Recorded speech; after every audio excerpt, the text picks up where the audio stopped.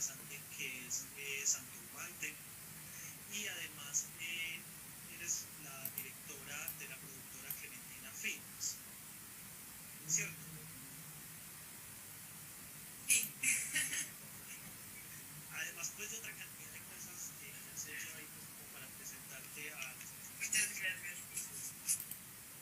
Bueno, Victoria, en tu formación como periodista audiovisual, porque en otras entrevistas he visto que te reconoces como periodista audiovisual, y ampliar esa idea del periodismo audiovisual, ¿cómo lo concibe? Bueno, pues no sé. Tanto como periodismo audiovisual, yo creo, porque periodismo audiovisual también puede ser, por ejemplo, un reportaje. Yo creo que yo soy documentalista, pero me gustaría hablarte un poco como de esta idea como que resulta un poco un híbrido, digamos, o que me señalan mucho, que es hacer cine y luego hacer periodismo cuando son dos carreras realmente diferentes. Me pasa que antes uno veía que la gente era, no sé, médico, militar, político, traductor, activista por la libertad del país, ¿no? O sea, como que tenía como una cosa muy amplia, agricultor, ¿no? Tenía como muchísimas profesiones y eso estaba bien. Y siento que como que cuando ha ido avanzando, digamos, como que cuando ha ido pasando el tiempo mejor, se nos dice como si una carrera, luego una especialización, luego un doctorado, ¿sabes? Como que siempre empieza a ser como hiper especializado en algo como súper, como un conocimiento súper específico. Y digamos, así como lo mencionabas hace un rato que yo lo venías repasando, yo hice qué cantidad de cosas en las que me meto. A mí me gusta eso, o sea, a mí me gusta como probar diferentes formatos. Ahora, por ejemplo, estoy súper encarretadísima con la escritura, me encanta escribir, ¿sabes? Entonces es como que siento como que no, como que uno como ser humano no puede jugar tanto esta cosa de, o a mí no me interesa jugar esta cosa de estudiar cine, luego estudiar cine documental, luego estudiar cine documental especializado en biopic y luego biopic política, sino que al contrario me interesa como abrir el panorama y por eso estudié cine y luego quise tener un estudio un poco más formal en el tema de la investigación y el periodismo me gustaba mucho, así que estudié periodismo. Antes de cine y antes de periodismo estudié locución y periodismo, o sea, como que siempre voy mezclando y ahora estoy, digamos, estudiando también un poco de crónica, de cómo escribir, entonces siento como que es una mezcla de cosas y lo que a mí me gusta sí es utilizar la realidad para contar historias, eso me encanta, me parece que la realidad tiene unos elementos fantásticos para ser contados, pero que esas herramientas, digamos, la caja de herramientas de la que me gusta agarrarme es más las del cine, entonces por ahí a la hora de la investigación yo utilizo muchísimos elementos, como si pusiera un sombrero, no sé, de periodista, investigar mucho, pero a la hora de contarlo, por ejemplo en Su Merced sí utilicé herramientas del cine, como si me cambiara otra vez el sombrero y dijera, ok, esto lo vamos a hacer cine, y decir también cada historia que necesita, porque por ejemplo 970 no necesitaba eso, 970 necesitaba un lenguaje directo, rápido, no podía demorarse 5 años haciéndose, era urgente, iba para televisión, también iba a terminar en internet muy rápidamente, entonces necesitábamos un lenguaje demasiado ágil, casi que explicar con plastilina todo, ¿no? Por eso la animación, por eso como era muy directo, y eso era lo que necesitaba el tema, que era esta resolución súper específica. Después está Su Merced, que es una visión muy reposada de 3 líderes campesinos, que es una cosa muy íntima, que no los pone a hablar, yo le hago unas preguntas como, ¿y cómo te sientes? o qué es lo que quieres, sino que no digo, bueno, ¿te sientes con miedo? o estás preocupada, sino como la idea de la película es, como es mostrar a los líderes o preocupados, o felices, o angustiados, o ilusionados, y que las personas que vean la película tengan una empatía en ese nivel, de que sientan lo que está sintiendo el personaje en ese momento. Y por ejemplo con Santurbante, que son, para quienes no lo conocen, son videos cortos tipo youtuber para internet, obviamente, de 5 minutos como máximo, que apuntan a explicar algo muy específico sobre las leyes de los páramos en Colombia, y que los 3 primeros capítulos han dedicado específicamente a Santurbán. Pues es otro lenguaje, es un lenguaje en el que yo no puedo parar una cámara y ver cómo una persona, un campesino recorre qué es lo que pasa en su merced. Acá hay un spoiler, pero hay un líder campesino que está en su páramo y empieza a caminar en su páramo y llega a un lugar donde hay una mina dentro del páramo. Yo no puedo en un video de 5 minutos que está dirigido para las redes poner a un campesino a caminar 5 minutos hasta que llega al lugar donde hay minería. Si lo puedo hacer una película en cine. Entonces, a mí me gusta mucho contar historias y siento que no hay un formato de historia. Me aburre mucho hacer siempre lo mismo.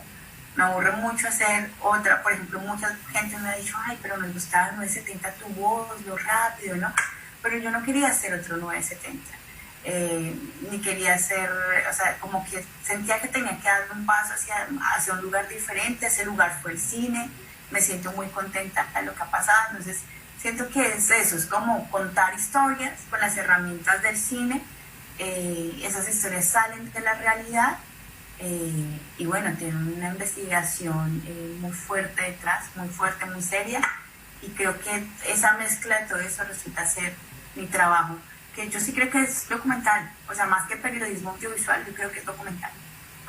Victoria, lo que decías, pues me pareció muy inquietante, sobre todo porque, por ejemplo, yo soy docente universitario, y un poco lo que uno ve en la institución universitaria era lo que vos decías. Incluso pues esto ya es un panorama de la educación universitaria en términos internacionales, y es la hiperespecialización. Entonces eres tal cosa y te superespecializas en tal otra. Entonces cuando tú defines tu trabajo como un híbrido que va campeando los diferentes intereses, y vas buscando también los lenguajes que te permiten narrar de una mejor forma X o Y cosa, que es un poco también lo que pasa con el arte, ¿cierto? Cuando el artista encuentra un soporte que es el que le permite comunicar de una mejor manera sus experiencias, lo que quiera contar. Entonces me parece bien interesante eso, sobre todo porque también es un poco como la manera en que podemos empezar a comprender la educación de otra forma. Entonces esto me parece bien interesante lo que decías. Aparte, te quiero decir una cosa más ahí, complementando esa idea que a mí me encanta este debate de la educación, esta que se tiene que ser hacia un punto o se tiene que abrirse, a mí me encanta. Y en una época que todo es transmedial, que consumimos transmedialmente, a mí me parece equivocado y un poco triste que una persona que le gusta comunicar y contar historias se sesga a sí misma a un solo formato. ¿Sabes? Me parece que explorar es algo maravilloso, y si no también estás aburrido, a mí me parece. Sí, muy bien. Incluso pues en lo mismo que ibas diciendo, iba como mirando también la otra cosa que te quería preguntar, pero que yo creo que respondiste, y es que yo pensaba un poco en cuál era el interés de Victoria Solano como documentalista, sobre todo porque yo veo como que el trabajo tuyo tiene un contexto político tremendo. Y esto me parece muy loable, sobre todo porque estamos como en cierta producción de la cultura que busca como en alguna medida cierta higiene sobre lo que se dice o lo que no se dice, sobre los propios intereses de lo que voy a contar, o si esto va a incomodar o no. Entonces, que igual en alguna medida creo que lo fuiste abordando al responder a la primera pregunta. No sé si quisieras de pronto comentar algo ahí al respecto. No, pues un poco hacia el mismo sentido. Yo sí creo que el arte tiene que justamente incomodar. O sea, siempre el arte ha tenido herramientas maravillosas para hablar de cosas muy fuertes desde otro lugar. No me voy a comparar con Picasso, pero voy a utilizarlo como ejemplo. Y es, por ejemplo, el Guernica. El Guernica es un cuadro maravilloso. Un cuadro que tú lo ves y es maravilloso. Pero cuando tú sabes en qué contexto lo pintó Picasso, sabes que estaba pasando todo esto de Franco, sabes todas las anécdotas, digamos, políticas del país en el que se pintó el cuadro, tiene un sentido completamente diferente, y no era complaciente con la dictadura. Entonces, sí siento que los artistas tenemos ese lugar, tenemos unas herramientas para utilizar y mientras yo pueda, no solamente, no sé si incomodar es la palabra correcta, pero sí preguntar. Lo que pasa es que si las preguntas son incómodas para el que yo le esté preguntando, no es mi culpa. Es culpa de la persona que está escondiendo algo o la persona que no se está manejando del todo bien con algo. Entonces, por ejemplo, cuando yo encargo al gobierno y le digo, oiga, hay unos campesinos que dicen que usted no está socializando esta ley. Es una pregunta incómoda solamente porque no se socializó. Si la ley está bien socializada, no es una pregunta incómoda, es una pregunta maravillosa. Me siento orgulloso de cómo es socializado, mira todas las pruebas. Entonces, para eso estamos y hasta donde yo pueda, digamos, la cámara y el micrófono va a ser para hacer preguntas, porque tampoco podemos vivir, desde mi punto de vista, no podemos vivir en una sociedad como unos entes sin ningún punto de discrepancia, diciendo sí señor, pues porque justamente vivimos en una sociedad que se hace entre todos, opinando entre todos. Sí, perfecto. Incluso, pues, también pensaba en que incluso en algo que hablabas la vez pasada en el conversatorio que tuviste con Edson Belandia, ¿sí? A propósito del Festival de la Tigra, como que el arte para qué, ¿cierto? Y para quiénes. Entonces, esto también es una reformulación de que el arte no es una cuestión para las élites, sino que precisamente está bordeada por lo político, y lo político es la vida en común, ¿cierto? Esta comunidad que compartimos como ciudadanos. Quisiera preguntarte ya, pues, para meternos como en materia directa de tu trabajo documental, y es que yo me acuerdo que previo a que yo viera hace varios años el documental 970, yo invitaba a mis clases a un custodio de semillas. Entonces, en una charla con este custodio de semillas, pues, que es un sabio, él nos contaba cosas sobre las semillas y nos decía, vea, por ejemplo, si usted viviera en Francia y si en Francia a ti te cogen con semillas no certificadas en el bolsillo, te mandan para la cárcel de manera inmediata. Y él una vez en una clase a la que yo lo invité porque nos volvimos muy amigos y yo visitaba la finca de él y toda la cosa, él nos dijo algo que a mí me retumbó mucho y que incluso ha bordeado como mis intereses en otros aspectos del arte, y es que él nos decía: quien controla tu comida, controla tu vida, ¿sí? Entonces, cuando él nos decía eso, yo luego me encontré con tu documental y lo vimos en un espacio de clase mío, y vimos 970. Entonces, que fue una cosa impresionante, pues yo lo había visto solo antes de llevarlo como al espacio de clase. Entonces fue una cosa, pues, impresionante para los estudiantes, para lo que veníamos conversando con Antonio, la importancia de la soberanía alimentaria, todo ese tipo de cosas. Entonces nos encontramos con 970. Entonces, ¿cómo llega Victoria a esa resolución y cuándo decide Victoria hacer un documental sobre esta resolución y sobre esta problemática del campesinado? Pues mira, tiene todo que ver. Yo estaba estudiando periodismo y estaba lejos del país. Y yo sí siento que cuando uno migra tiene una necesidad de ver las noticias de su país de una manera, digamos, más, como que no las lee, sino las devora. Yo leía todos los diarios, prácticamente todos los días, estaba súper enterada. Me pasa mucho, o sea, como yo como que me alejé, pero no me podía alejar mental ni emocionalmente, entonces estaba muy pegada a saberlo todo. En una de esas lecturas cotidianas encuentro una nota en un diario muy importante que no tenía sino una sola fuente, que era el ICA, y estaba escrita de una manera muy corporativa. Entonces me llamó mucho la atención y esta era la nota periodística, no periodística realmente. Era una nota que hablaba acerca de que el ICA había incautado 70 toneladas de arroz y las marcaba como un gran logro. O sea, el ICA decomisó 70 toneladas de arroz y era una cosa así como como demasiado complaciente con el ICA, y a mí me llamó mucho la atención. Voy a la página del ICA y encuentro publicado por un comunicado de prensa exactamente igual. Entendí que el periódico lo había copiado y lo había pegado, y pues por eso no había otra fuente. Pero a mí en ese momento habían conceptos que para mí en ese momento eran absolutamente desconocidos, como semilla ilegal. O sea, puede ser una semilla ilegal, y desde ese momento tuve muchas ganas de entender quiénes eran los campesinos a quienes se les había quitado esa semilla y escuchar la otra parte de la historia. que es en definitiva lo que me faltaba, justamente lo que hablábamos ahora.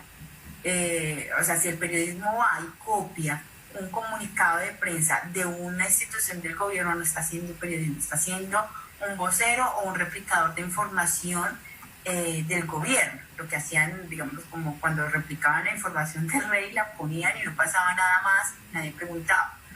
Y entonces desde ese momento yo dije, pero eso está muy raro. Y después de eso ya viajé y ahí me encontré con todo esto que tú dices, que para mí fue un universo nuevo e increíble, que es encontrarme con un movimiento enorme en Colombia, muy serio, de hace muchos años, que vienen siendo guardianes de semillas, que vienen multiplicando semillas, territorios libres de transgénicos, territorios que están haciendo bancos de semillas en muchas partes diferentes, que están haciendo recuperación de semillas y de comidas autóctonas. Entonces, todos procesos increíbles, un universo maravilloso que a mí me encantó y que me introdujo también a un concepto que hoy me apasiona, que es el concepto de soberanía y de seguridad alimentaria. Era justo lo que tú decías, que controla tu comida, controla tu mundo, y justamente en este momento de pandemia se hace más relevante y más real que nunca. Entonces, bueno, ahí decido y empecé a investigar, a irme súper profundo, me encontré con personas súper generosas que me abrieron mucho las puertas, hasta el punto en que llegué al video que demostraba de esa nota. Entonces, el momento en el que se destruía las toneladas de arroz con la basura, y ya ahí fue ir a buscar a las personas, pues a lo que ha faltado, digamos, en esa primera noticia o comunicado de prensa, más bien, que yo leí.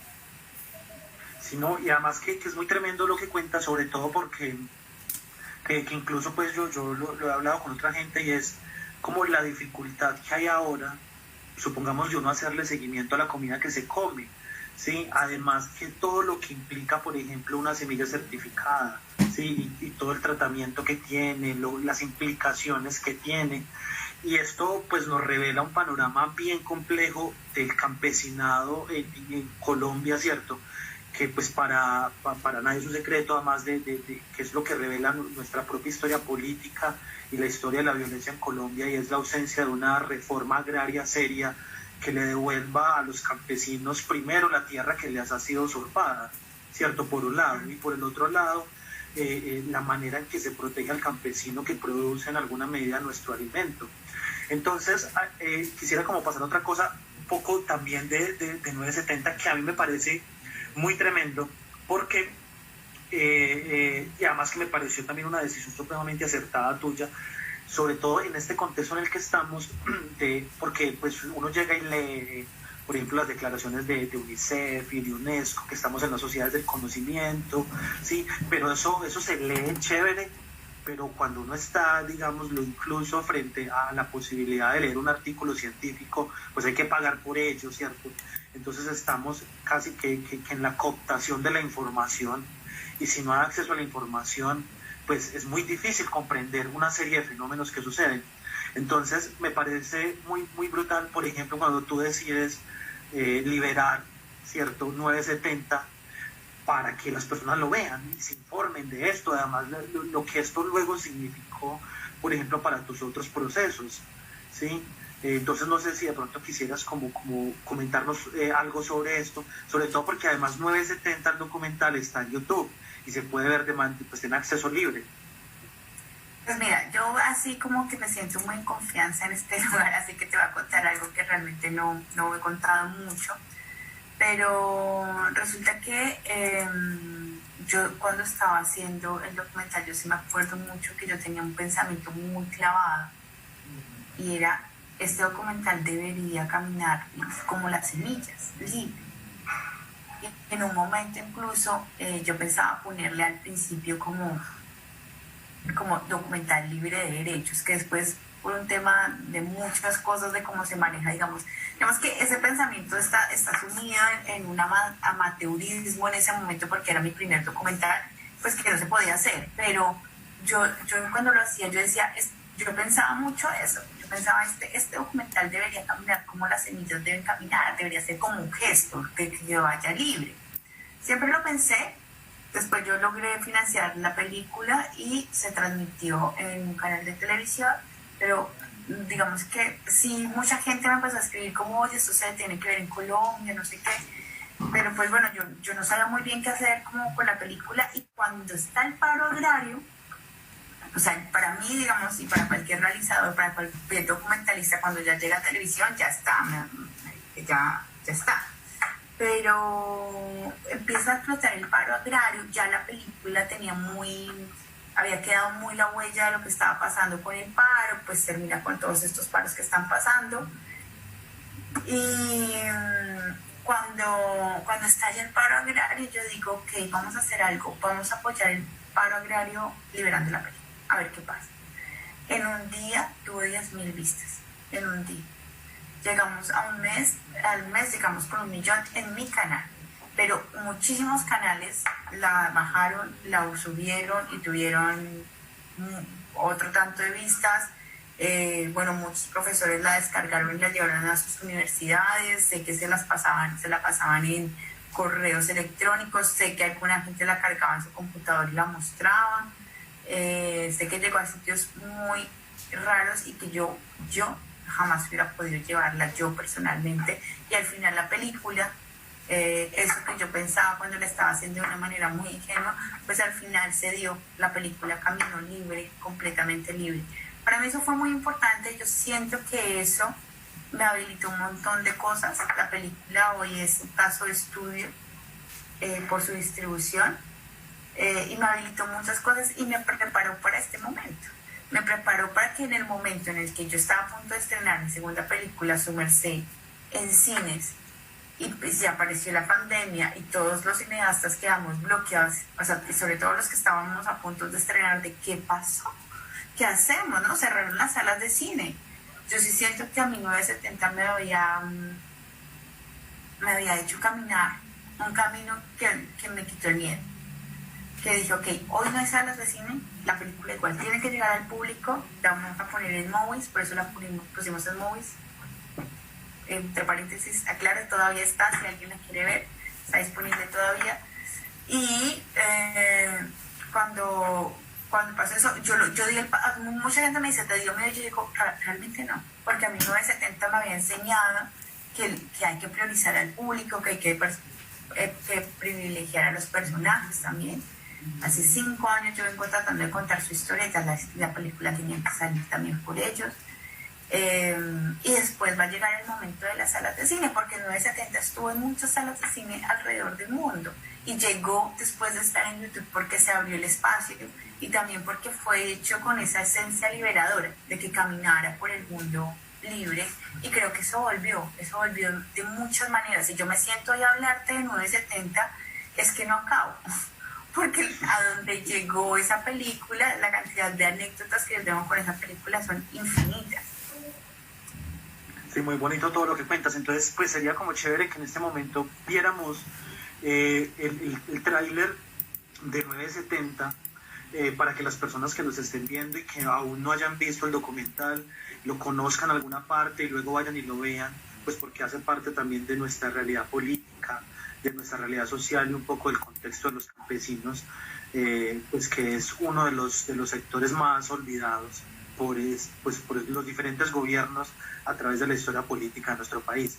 Entonces vamos a pasar la transmisión del tráiler de 970 y continuamos acá con Victoria. Sí, personalmente me puse a llorar, yo me dio susto, y yo me dio susto y presión a Yesia, pero ¿qué ha hecho uno tan malo para que tenga una situación de esta tan difícil? Sabían que era prohibido hacer lo que toda una vida habían hecho, lo que sus ancestros habían hecho, sus abuelos. Nosotros tenemos familia, tenemos hijos, necesitamos mañana mismo sembrar para así mismo recoger.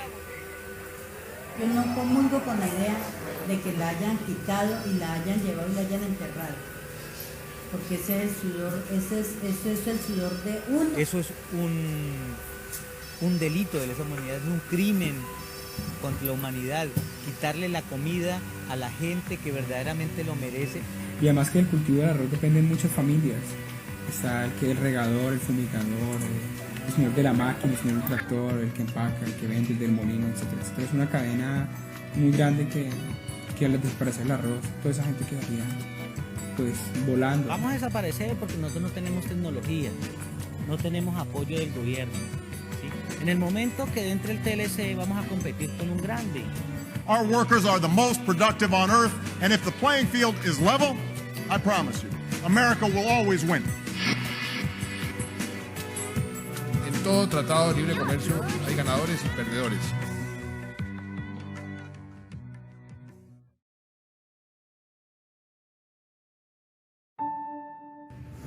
Había una vez un presidente de Colombia que viajaba por el mundo pidiendo dinero para la paz. Golpeaba todas las puertas.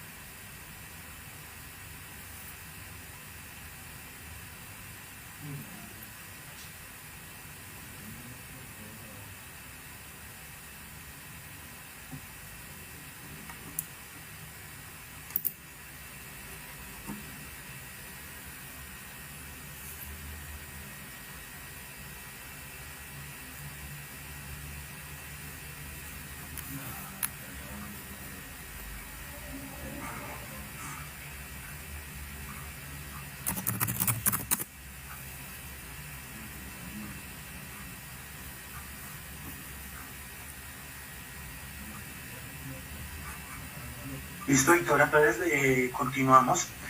Entonces pasemos ya, por ejemplo, a su merced, ¿cierto? Un poco lo que yo encontraba tanto en 970 como en su merced, incluso también como un coletazo en Santurbante, porque si bien tú, digamos, lo que haces en esta propuesta un poco de youtuber, como lo decías ahorita, de estos videos cortos en los que se cuenta de manera también un poco jocosa, ¿sí?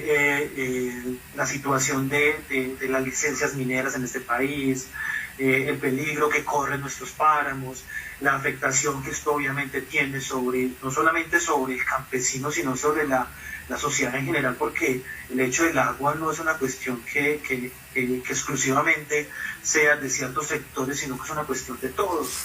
Entonces hay una cosa ahí que yo veo de forma común en estos trabajos, y es que hay un sector como de la población en los que tú te enfocas, un sector olvidado, ¿sí? Un sector aporreado por las diferentes políticas institucionales. En alguna medida nosotros somos un Estado fallido que ha olvidado quizás a muchos sectores de la población que son prácticamente marginales, ¿sí? Entonces, ¿cuál es tu visión un poco, Victoria, de los campesinos de este país? Yo siento que los campesinos son fundamentales.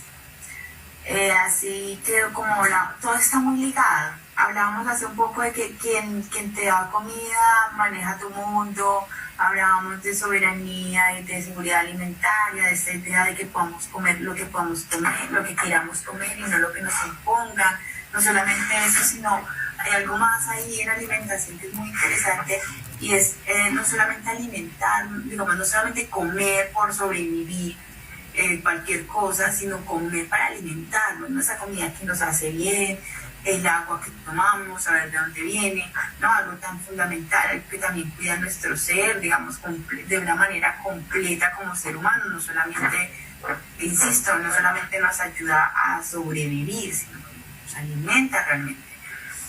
Y yo siento que la única manera de que nos podamos alimentar de manera adecuada, que podamos, como seres humanos, pero como país, que podamos tener una seguridad de que la gente pueda acceder a los alimentos de calidad y a buen precio, sin necesidad de ser ricos ni millonarios, que podamos acceder a todo esto sin necesidad de pagar un producto orgánico 2, 3, 5, 10 veces más que uno que está lleno de veneno, o que tengamos que terminar comiendo solamente ultraprocesados porque son mucho más baratos que comer frutas. El único camino para poder garantizar eso en el futuro, digamos que podamos comer bien y elegir qué comer sin que tengamos que tener demasiado dinero, eso es garantizando la existencia de campesinos. Está muy dicho, muy visto, muy comprobado en el mundo, que la FAO lo dice, 70% de los alimentos de buena calidad se producen en pequeñas fincas. Ellos dicen granjas, pero bueno, en Colombia nosotros lo conocemos como fincas, finquitas. Los pequeños productores son los que nos alimentan de una manera de alta calidad. Ya en muchas partes del mundo se está volviendo a esta idea de que hay que reforzarlos, y es muy importante. Ellos no solamente cuidan nuestro alimento, sino también cuidan el agua. En el caso muy específico de los páramos, por ejemplo, yo aprendí que ellos siembran el agua. Era algo que yo desconocía hasta que los conocí. Los campesinos de páramos saben sembrar agua. Atención, que saben sembrar agua. Eso es algo muy importante. Desde que yo era chica, a nosotros nos hablaban de unas cosas muy claras que yo creo que tarde o temprano van a volver, como por ejemplo que la Tercera Guerra Mundial va a ser por el agua. Yo no sé si tú creciste con eso, Jonathan. No sé si haces... Como eran mis papás los que me metían en miedo. No, en serio, se hablaba mucho de eso. Y yo sí creo que el futuro, siempre lo digo, es que defender a los campesinos, o no defender, sino ponerse en el lugar de los campesinos y exigir políticas públicas para los campesinos, no es un gesto altruista. No es como decir, me importan los niños pobres de Somalia. No es lo mismo, porque a las personas que le importan los niños pobres de Somalia tienen algo en el corazón que los mueve de una manera, ¿sabes?, solidaria por el otro, empática, altruista. Esto no es así, y se los aseguro. Esto significa defender el futuro de nosotros. No significa defender la propiedad privada de un campesino porque me cae bien, porque son lindos, porque son así. No, nada que ver. Cuando nosotros fijamos los ojos sobre las políticas que están reglamentando un campesino hoy, estamos hablando nada más y nada menos que de nuestra agua, de nuestro alimento y de nuestro aire. Porque, por ejemplo, en una ciudad como Bogotá, que está rodeada, que está muy cerca de páramo, muy cerca de Bogotá, incluso hay páramo dentro de Bogotá, el aire que respiramos también pasa por páramo. Entonces, es como que se va a hacer súper importante empezar a hacer esto. Yo siento que, por ejemplo, cuando se dice socialicemos la ley de páramos con las comunidades, yo siento que esto no puede ser solamente con las comunidades de páramo, sino que tiene que socializarse con todas las comunidades que, por ejemplo, usan el agua que viene del páramo. Esto es el 80% de la población colombiana. El 80% de la población colombiana tomamos agua que nace de un páramo. Entonces, ¿por qué no todas estas personas que nos involucran en la conversación porque tomamos agua de páramo, hablamos de esta ley? Entonces, eso es, digamos, donde radica mi interés de hablar de temas campesinos. Sí, no, y mira que escuchándote, pues me haces también acordar que lo que tú llamas sembrar, ¿cierto?, el agua, es una práctica ancestral de campesinos y comunidades indígenas que se denomina la crianza del agua. Entonces hay toda una sabiduría ahí que precisamente frente a nuestro problema como campesino y la ausencia de una reforma agraria que le permita al campesino volver a su tierra, ¿cierto?, lo que ha generado procesos de desplazamiento y toda esta cantidad de cosas, precisamente está enfocado ahí, y es que esos saberes son necesarios recuperarlos precisamente por una cuestión, primero, como de equilibrio, y segundo, de supervivencia. Sí, porque, por ejemplo, que era una cosa que también yo he hablado con alguna gente, y es que estamos en un contexto en el que los campesinos que quedan, muchos de ellos son campesinos sin tierra. Entonces, al ser campesinos sin tierra, se vuelven agregados, y al ser agregados, digamos, lo que su conocimiento no lo pueden aplicar, porque están ahí para lo que les diga el dueño de la finca. Entonces el dueño de la finca les dice, hay que fumigar con tal cosa, no con la manera como ellos lo hacían. Entonces es un saber que se va perdiendo, y todo lo que eso significa. Entonces acá viene mucho el tema de su merced, ¿sí o no? E incluso desde el propio nombre de esta película, pues que a mí me maravilló, ¿sí? Sobre todo porque también hay otro proceso, como tú lo decías ahorita, también en términos técnicos de producción.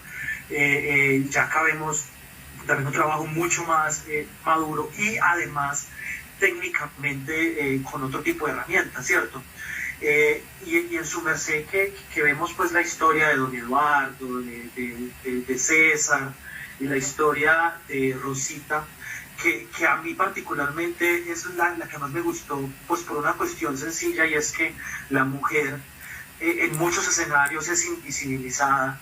Por ejemplo, en el campo, pues pareciera como que el trabajo de la mujer en el campo fuera el de cocinar para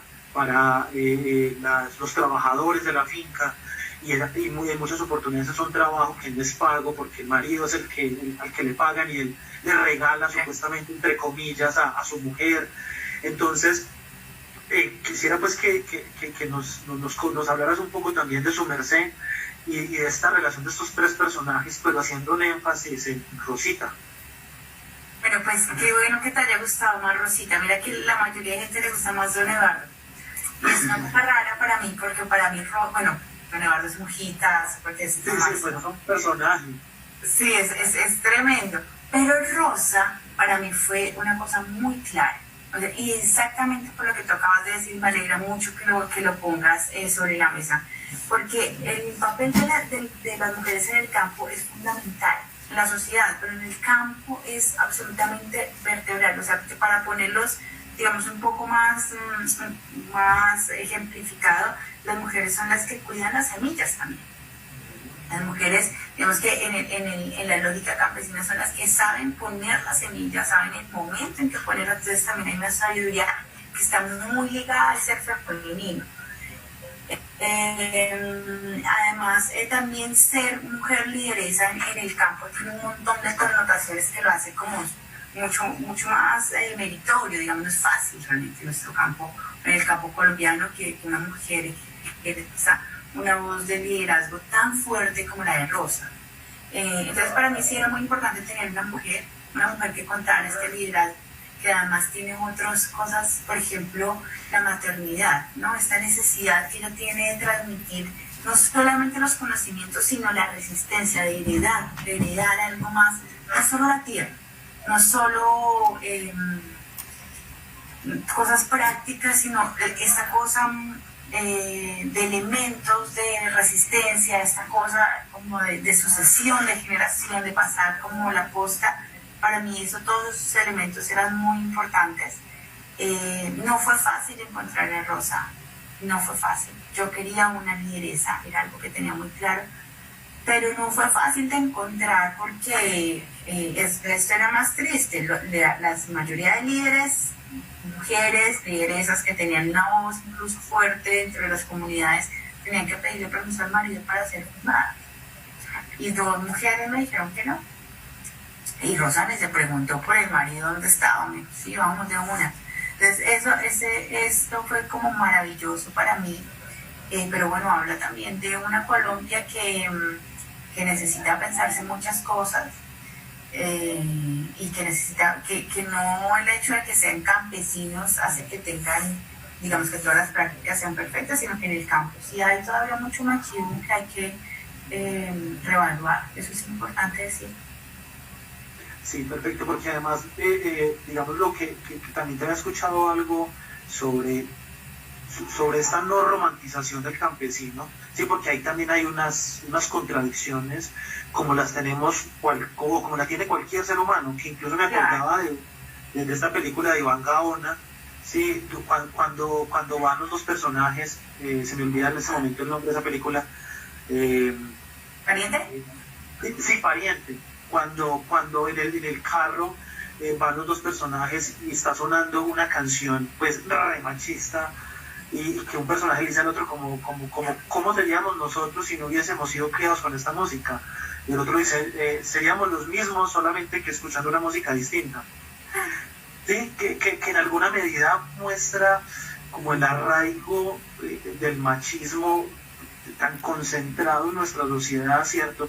Que hay veces raya con la misoginia, una cosa impresionante, ¿sí? Que incluso yo recuerdo que antes de ver su merced, tú estuviste en una conversación y ahí estaba Rosita, estaba don Eduardo, y contabas de esto, ¿cierto? Como que algunas mujeres no querían estar porque tenían que pedirle permiso al esposo, y el esposo pues no les daba el permiso, todo ese tipo de cosas que es la dinámica social que uno evidencia en este país, ¿sí? Y que está como tan arraigada en una cultura que es altamente patriarcal y que a mucha gente no le gusta que se diga, pero es la verdad, es una certeza. Y en alguna medida hay que empezar a cuestionar esos lugares de enunciación que se nos han visto como normalizados. Sí, total. Sí, a mí me parece muy importante esto acá que acabas de decir, de no la divinización o la idealización de los campesinos solamente por el hecho de que son campesinos. Ellos son tan humanos como cualquiera de nosotros, y eso es muy importante decir por varias razones. Si nosotros idealizamos al campesino como el bueno, el noble, noblísimo, que se aporta todo con mucha fuerza, entonces nosotros, por ejemplo, no naturalizamos o nos choca muchísimo la idea de que un campesino, por ejemplo, cuando un campesino, por ejemplo, el gobierno dice, ok, vamos a dar un incentivo de un salario mínimo. A nosotros nos parece bien, pero no nos preguntamos cuántas horas trabaja un campesino, por ejemplo. No nos preguntamos si, por ejemplo, el campesino necesita ganar más que el mínimo, por ejemplo, porque necesita ahorrar, necesita irse de vacaciones, necesita ir de vacaciones como nosotros queremos, necesita crecer económicamente, que pueda proyectar, que eso es algo que un campesino hoy no puede hacer. Entonces, por eso para mí la idealización del campesino es muy peligrosa, porque es como que lo saca, y lo voy a decir, también pasa mucho con César Pachón, que la gente me dice, es que lástima que César se metió en política. Me lo dicen tantas veces, pero yo nunca he escuchado decir, qué lástima que ese muchacho Gaviria se metió en política, ¿no? Todos naturalizamos que un tipo que nace en una cuna como César Gaviria, pues tiene que ser presidente de la República. O sea, tenemos una senadora que antes era periodista y que es nieta de un presidente, de un expresidente. Nadie dice, ese muchacho se vendió a la política después de ser periodista. Naturalizamos que las personas que vienen de una cuna política, que vienen de una tradición política en su familia o que simplemente son de dinero, tienen la posibilidad y el derecho de ejercer el derecho constitucional de elegir o ser elegido. Pero cuando un campesino sale del lugar de ser humilde, que todo lo soporta, bueno, que casi que ni contamina, ¿no?, con su existencia, entonces cuando lo vemos aspirar a un puesto político nos parece que está mal. Cuando es que es humano aspirar a esos lugares, cuando él tiene el derecho constitucional de ser elegido como cualquiera de nosotros, cuando la ambición o la búsqueda de poder es algo intrínseco dentro de los humanos. Entonces, para mí también era importante mostrar a César en esa situación, porque es una situación de muchos líderes políticos, de muchos líderes sociales que en él aspiraron a un puesto político. Y también creo, de una manera muy clara, que si tuvieran elementos reales de llegar al poder, habría también herramientas para proteger su vida más claras. Lo que pasa es que cuando estas personas llegan al poder, después de haber sido muy ricos, de nunca haber tenido una amenaza sobre su vida, no saben cómo proteger en un pueblito a los líderes que están siendo amenazados. No saben, no lo intentan, por ahí no les parece una prioridad. Pero si, por ejemplo, tuviéramos el 20% de campesinos en el Senado o en Cámara, campesinos obviamente con estudios, que también tienen la necesidad de que los campesinos accedan a estudios y demás, pues por ahí tendríamos un Congreso diferente y por ahí tendríamos unos gobernantes diferentes. Entonces, para mí es muy importante eso, no mostrar, no ser complacientes con esa visión de campesinos que tenemos, sino dar espacios para el debate. Oiga, es más, se vendió la política, pero se vendió, o sea, ¿qué pruebas tenemos de que se vendió? Yo realmente hasta el día de hoy llevo 10 años grabándolo, llevo 6 años grabándolo, y yo realmente nunca lo he visto involucrado en un escándalo de corrupción ni nada de eso. Entonces esta palabra de se vendió es como que sale solamente porque, digamos que osó a salirse de la dignidad, del sufrimiento, ¿no?, como de lo que el destino le tiene preparado a estas personas buenas, re buenas, ¿no? Sí, no, y tremendo lo que dices porque es también, eso es digámoslo, un colonialismo rancio que hace parte de muchas como una conciencia colectiva de creernos mejores, porque de hecho un poco, que creo que también te lo escuché decir, como que nosotros supuestamente citadinos, y además que eso también es una herencia un poco del colonialismo moderno, ¿cierto? Donde se empieza a oponer ciudad y campo. Entonces el campesino es el sucio, el que trabaja la tierra, en la ciudad donde están las oportunidades, está la cultura, está la higiene. Entonces es un juego de opuestos en que lo que tú decías también ahorita, como que en el lugar del campesino entonces es la tierra, ¿sí?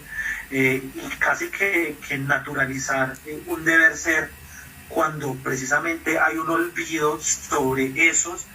Entonces hay que llegar desde allá para poder ser escuchados. Entonces también hay una dinámica de una forma de hacer política en este país que es altamente cuestionable, precisamente porque vamos creyendo como que solamente ciertas castas son las que pueden estar allí, incluso pues dependiendo por nosotros, tomando las decisiones desde un amaño que está también relacionado con sus intereses. Y acaso un poco, ¿cierto? También lo que me parece muy bello de su merced frente al tema de la resistencia campesina, que implica también una resistencia que a todos nos debería convocar, porque es la cuestión de los páramos, ¿sí? Es la cuestión del agua, es la cuestión incluso de la vida en general, ni siquiera de una vida necesariamente humana en el sentido antropológico, sino una vida en general, ¿cierto? La posibilidad de una coexistencia con otros seres, que es un poco también muchas de las cosas bellas que uno puede encontrar en su merced, que a propósito nos decías ahora que todavía sigue en Movies para que la vean, la película se puede alquilar o se puede comprar.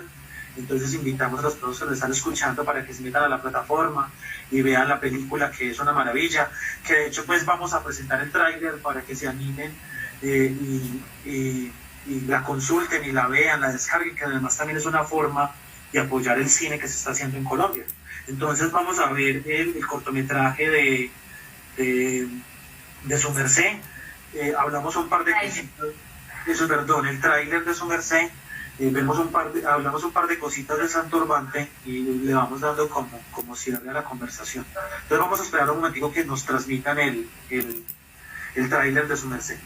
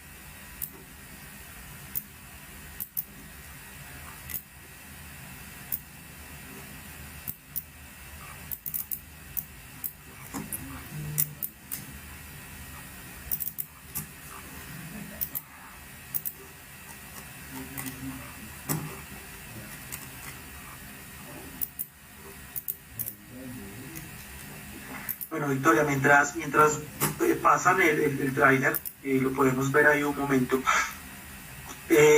¿Cuándo te animas a hacer la propuesta de Santurbante, que precisamente también viene como en esta línea de poner en discusión y hacer preguntas sobre las concesiones mineras, sobre el tema de Santurbán, pues que no solamente es el tema de Santurbán, sino que es el tema en diferentes regiones del país?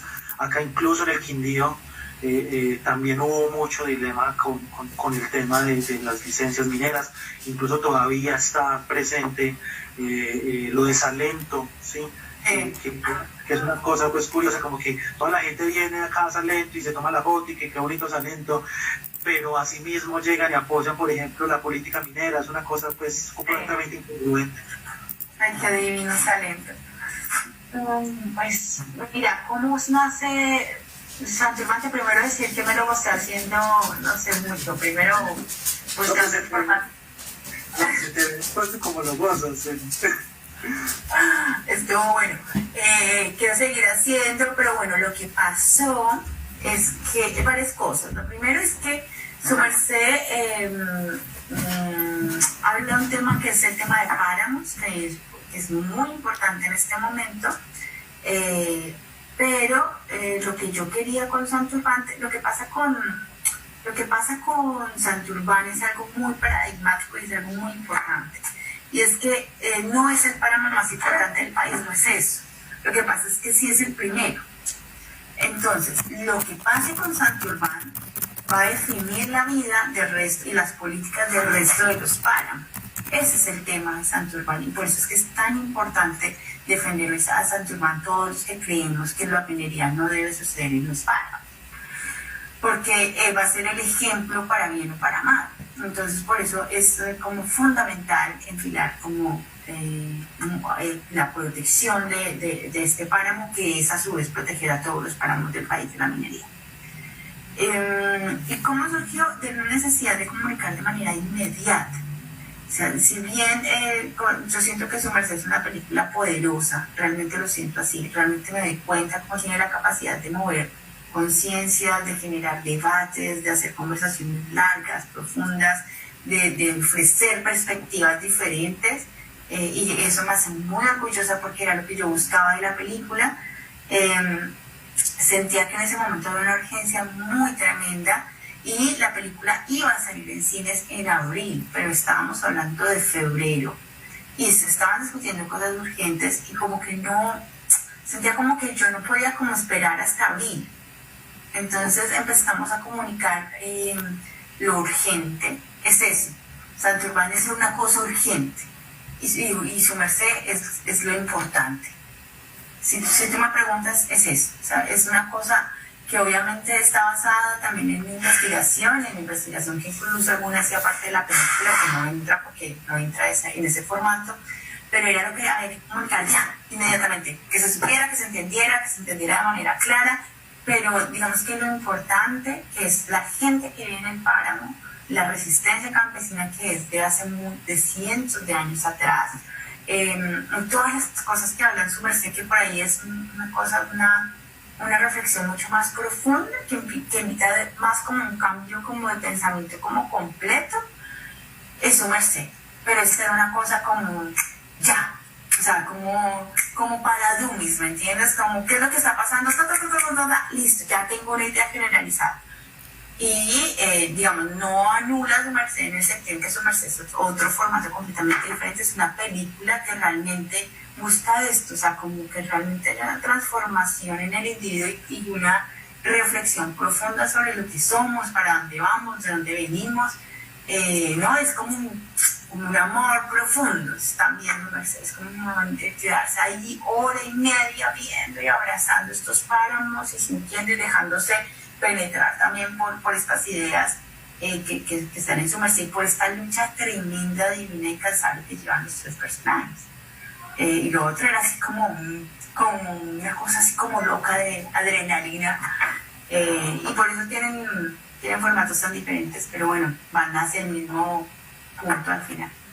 Sí, que tienen como ese eje en común, que también está muy relacionado, que es también algo que me parece muy valioso de tu trabajo, y es la investigación exhaustiva para el desarrollo de tu producción audiovisual y de tu producción documental. Ya nos dicen pues que tenemos listo el tráiler de Su Merced, entonces vamos a verlo y retornamos para una última pregunta y terminamos. ¿Listo, Victoria?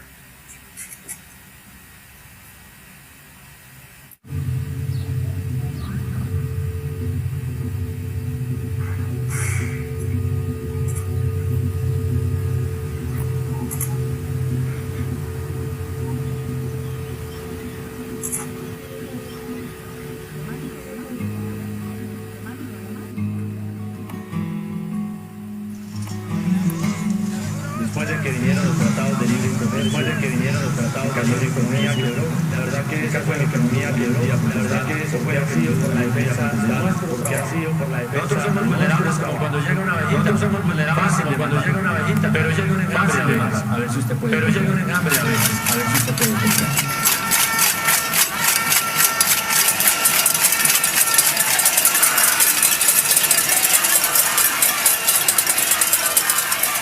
Por favor, entendemos que el sistema es un engaño al pueblo, no son mentiras.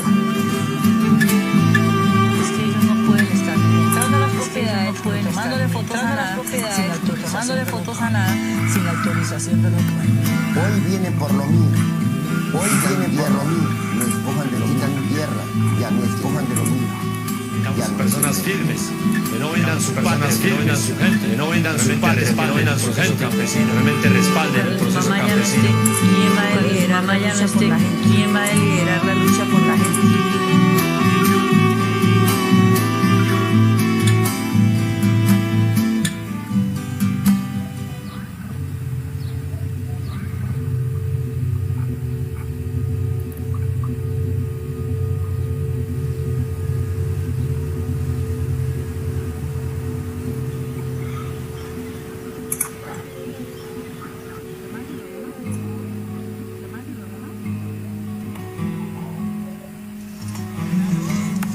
Después de que vinieron los tratados de libre comercio, después de que vinieron los tratados de libre comercio, la verdad que esa fue la economía quebró, la verdad que eso fue así por la defensa, porque ha sido por la defensa. Nosotros somos vulnerables como cuando llega una abejita, nosotros somos vulnerables como cuando llega una abejita, pero llega un enjambre además, a ver si usted puede.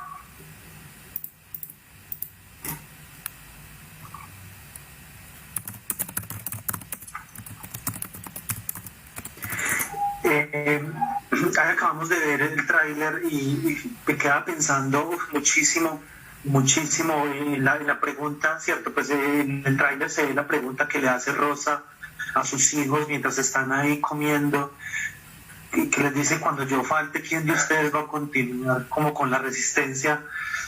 Me generan como muchas sensaciones, sobre todo porque muchos quizás de nosotros venimos de familias campesinas. Yo me crié en finca, mis papás son agricultores, entonces algo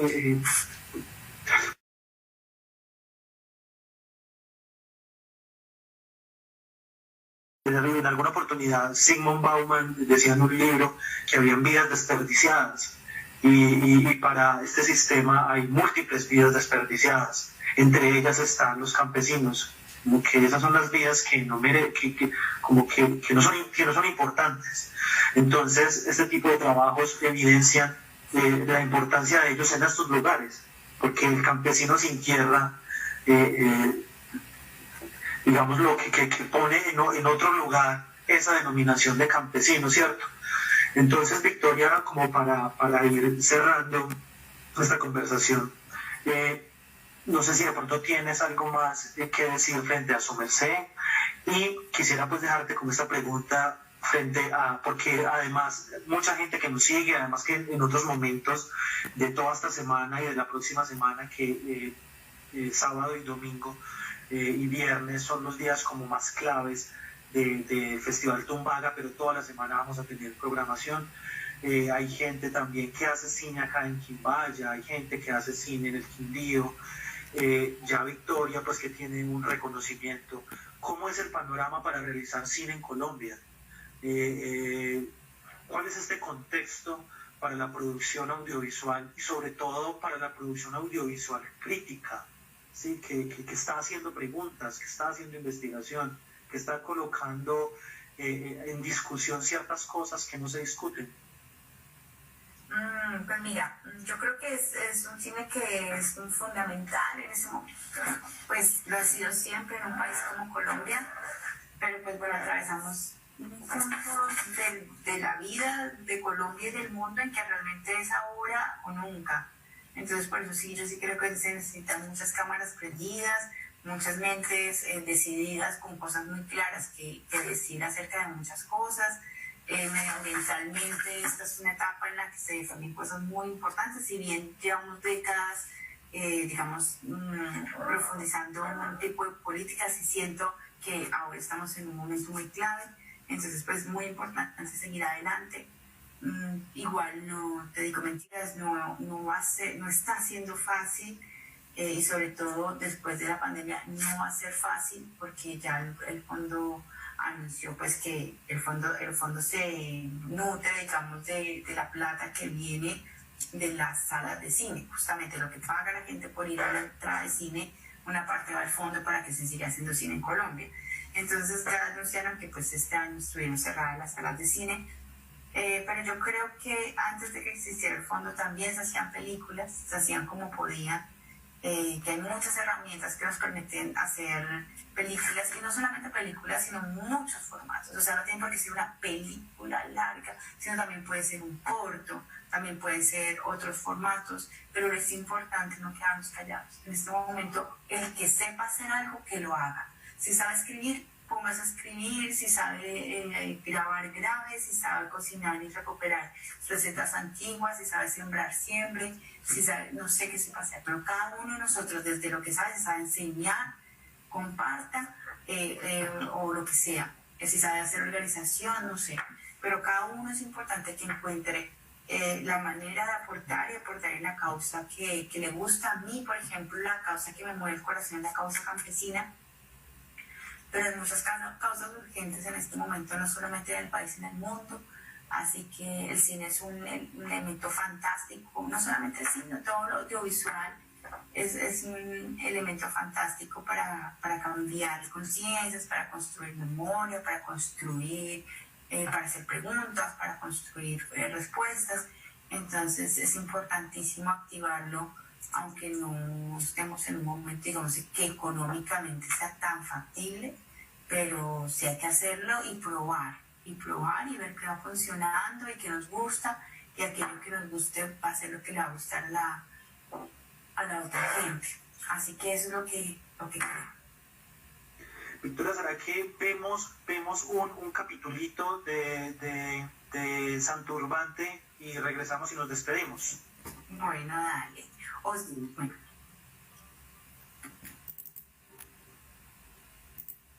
Entonces los compañeros ya nos están pues como ayudando acá. Vamos a esperar un minutico, vemos un capítulo. Si quieres nos despedimos y nos dejamos con el capítulo. Y lo dejamos con el capítulo. Sí, para que se vean un rato y de verme así. Sí, entonces perfecto. Entonces, Victoria, desde la Fundación Cultural Carteros de la Noche, en Quimbaya, desde nuestro proyecto Tumbaga, Encuentro con la Memoria Quimbaya, te agradecemos mucho por la paciencia, por haber aceptado la invitación, por la generosidad de estar acompañándonos esta noche y brindarnos un poco de tu tiempo para hablar de tu trabajo. Además que es algo que está muy asociado con la propuesta que nosotros estamos realizando acá, que también es de resistencia desde lo local, y desde la resistencia, desde lo cultural, que es quizás lo que sabemos hacer mejor. Entonces, te agradecemos profundamente la participación, y un abrazo enorme. Muchas gracias por estar en este espacio. Bueno, no, gracias a ti por este festival, gracias por hacer este festival, gracias por poner estos temas a hablar. Es muy importante movilizarlos, así que no, gracias. Y bueno, ojalá algún día cuando se vuelva a hacer presencial me inviten a ver si voy a esa tierra tan bonita. Les mando un abrazo muy grande y bueno, ahí estamos en las redes, en Su Merced, en Facebook y en Instagram. Estamos haciendo también muchos vivos como preguntándonos de qué manera aportar. Justamente la pregunta que me haces, que es la pregunta con la que vuelve toda la gente después de ver Su Merced. ¿Ahora qué hago?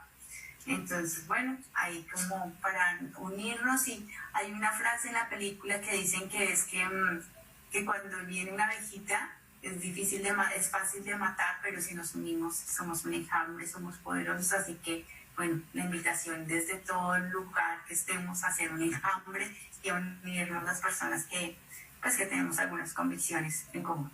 Así que, bueno, muchas gracias. Chao. Bueno, entonces dejamos acá a las personas que todavía están conectadas con un capítulo de Santurbante y cerramos. Muchas gracias por su asistencia. Un abrazo.